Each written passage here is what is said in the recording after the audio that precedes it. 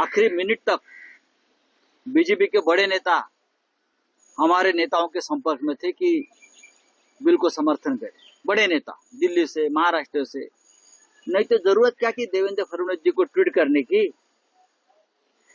राज्यसभा में या लोकसभा में भारी बहुमत से बिल पारित नहीं हुआ है, 300 पार नहीं किया है। आपको मालूम है 300 पार नहीं किया है।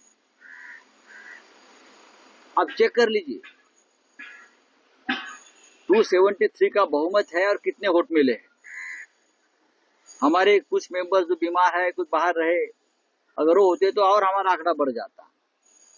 राज्यसभा में भी यही हो गया। राज्यसभा में भी नरेंद्र मोदी जी ने, प्रधानमंत्री जी ने आखिरी मिनट में उड़ीसा के नेता नवीन पटनायक के ऊपर बहुत दबाव डाला। बाद में वो 7 लोग पलटी मार गए, नहीं तो उनका निर्णय पक्का था, वो बिल को विरोध करने वाले ही थे। अब संजय राउत जी का बड़ा खुलासा। संजय राउत जी आपको तो पता है कि प्रेस कॉन्फ्रेंस देते रहते हैं। जब वो प्रेस कॉन्फ्रेंस में आए और उन्होंने इंटरव्यू दिया तो उन्होंने ये कह दिया कि बीजेपी लास्ट तक चाहती थी कि शिवसेना यूबीटी जो है, शिवसेना उद्धव ठाकरे जो गुट है, वो बीजेपी को वक्फ बोर्ड बिल पे समर्थन करे। लेकिन संजय राउत ने ये कहा कि शिवसेना जो यूबीटी है, उन्होंने वक्फ बोर्ड बिल पे बीजेपी को समर्थन नहीं दिया। और उन्होंने ये भी कहा कि लोकसभा हो या राज्यसभा हो, उसमें बहुत कम बहुमत से बीजेपी ने जो वक्फ बोर्ड बिल है वो पास करवाया।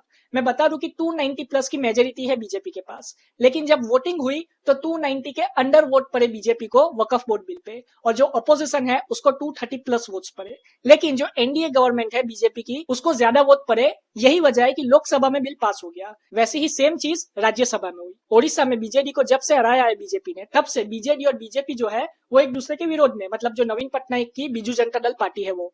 लेकिन नवीन पटनायक की जो बीजू जनता दल पार्टी है, उसके जो 7 एमपी है राज्यसभा के, उन्होंने बीजेपी को सपोर्ट किया। यही वजह है कि बीजेपी 125 वोट ला पाई राज्यसभा में, और वहीं पे अपोजिशन के 95 वोट्स आए। लेकिन बीजेपी ने राज्यसभा में भी वक्फ बोर्ड अमेंडमेंट बिल पास करवा लिया है। अब वक्फ बोर्ड बिल जो है उसका विरोध देश के कई हिस्सों में हो रहा है, लेकिन इसको चुनौती दी गई है सुप्रीम कोर्ट में। अब आगे क्या होता है ये तो वक्त बताएगा। आप अपनी राय कमेंट में जरूर बताएं। जय हिंद।